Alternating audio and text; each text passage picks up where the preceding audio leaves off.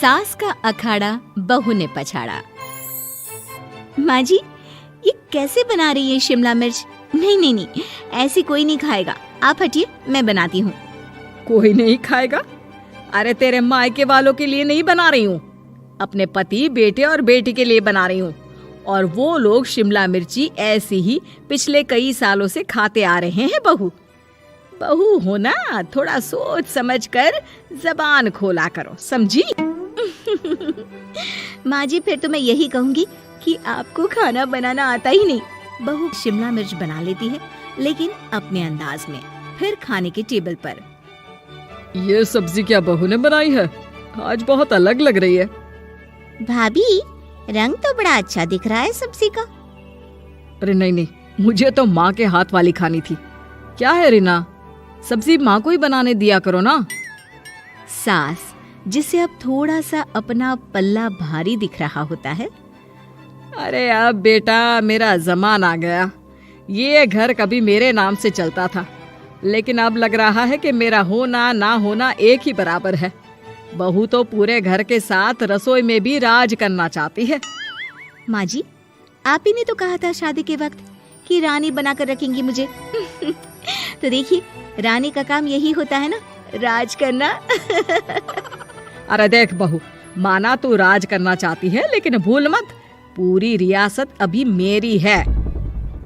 अरे कैसी बात कर रही हो तुम दोनों? और ये क्या तरीका होता है बहू से बात करने का? बेचारी अभी तो आई है, उसको आजादी भी नहीं दोगी क्या? तो वो इस घर को अपना घर कैसे समझेगी? देखिए पापा, माँ सही कह रही है। घर को अपना घर समझी, इसमें कोई बुरी बात नहीं है। लेकिन सिर्फ अपना और हमें पराया करने की कोशिश करे ना जी ना, ये सोच तो बिल्कुल अच्छी नहीं है।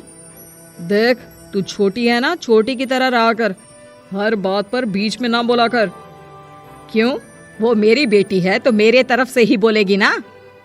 माँ जी, ये तरफ परफ क्या होता है? हाँ, वो मेरी बहन नहीं है क्या?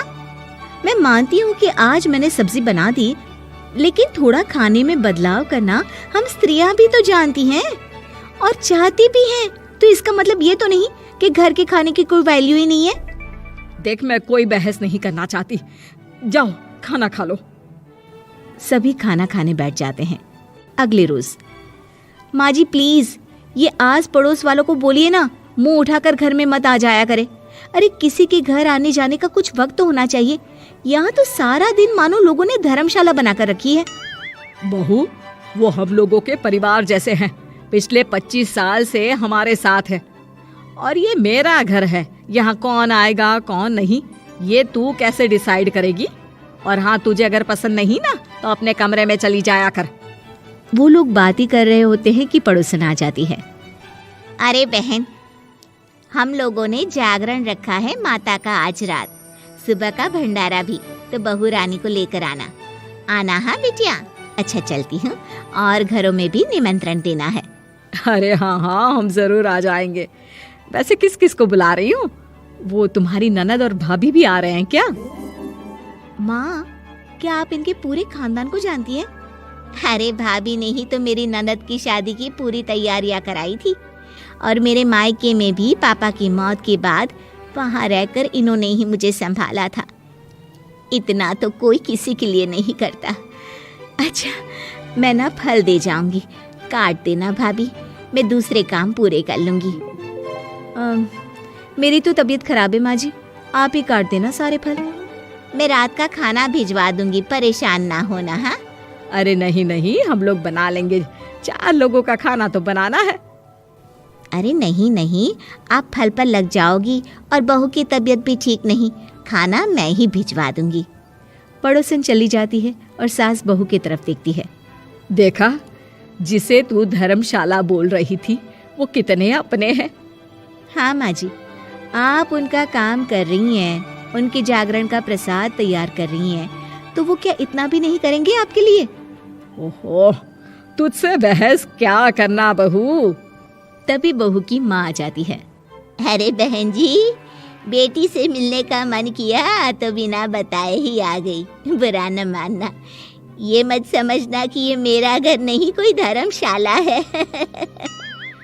अच्छा अच्छा, तो ये घर पर आए मेहमानों को घर नहीं धर्मशाला वाला समझाने वाली आप ही हैं। वैसे आपको खुशी होगी कि आपकी बेटी के संस्कार भी ऐसे ही हैं। अरे माँ, किन बातों को सुन रही हो? आओ अंदर आ जाओ माँ। माँ बेटी के साथ अंदर आती है तो उसे अचार की महक आती है। हाय रे, कितनी अच्छी महक है। क्या बनाया है बहन जी? अचार बनाया है। आपकी बेटी बोल रही थी कि आप लोग कुछ अलग तरीके से बनाते हैं। मैं तो बस ऐसे ही। हम लोगों के घर पर तो अचार टिकता ही नहीं है। अरे आता ही किसे है अचार बनाना। लेकिन जैसे ही बेटी माँ को कमरे में ले जाती है, क्या है माँ, क्यों आ गई यहाँ पर? बताकर तो आना चाहिए। अरे कैसी बात कर रही है बेटी? माँ को बेटी से मिलने का मन किया तो क्या माँ नहीं आ सकती? आ सकती है माँ, क्यों नहीं, लेकिन तू ना पूरा खेल बिगाड़ रही है। खेल? कैसा खेल बेटी? मुझे भी तो बता देती तो मैं भी खेल लेती। माँ, जब से शादी करके इस घर में आई हूँ ना, सासू माँ ने मेरा घर का रट लगा कर रखा है। अब मैं ये बताना चाहती हूँ कि यहाँ मैं आ गई हूँ। कोई भी चीज जो पहले होती थी वो ठीक नहीं थी, तो मैं उसे परफेक्ट करूंगी।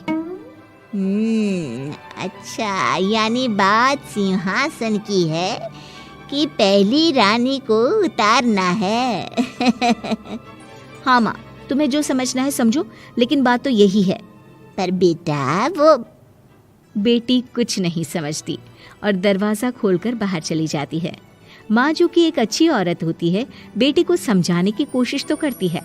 बाहर सास के सामने माँ कहती है, अरे बहन जी, आप चलिए ना मेरे साथ मेरे घर, बहू का मायका भी देख लीजिए। अरे नहीं नहीं बहन जी, आप ही रुकिए हम लोगों के पास।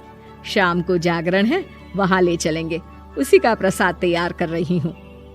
अच्छा, हमें भी तो सिखा दीजिए कैसे तैयार करते हैं। अरे कैसी बात कर रही हो माँ, कितने जागरण करवा चुकी हो तुम? देख बेटी, एक बात गांठ बांध ले। हर बेटी माँ के घर जो होता है वो देखती है, लेकिन सीखती वो सास के पास ही है। सास का संस्कार वो अपनी सास से सीखती है, जो वो अपनी बहू को देती है। तो बेटी, यहाँ के रीति रिवाज, रहन सहन, बोली भाषा अपनी है, जिसे तुझे ना सिर्फ फॉलो करना है बल्कि सीखना भी है। और जहाँ तक सवाल है पूरे घर की रानी बनने का, तो जब तक तेरी सास महारानी है, तू रानी ही तो रहेगी। क्यों बेटा? बहू माँ की बात समझ जाती है और सास भी बहू की माँ का मन ही मन शुक्रिया अदा करती है।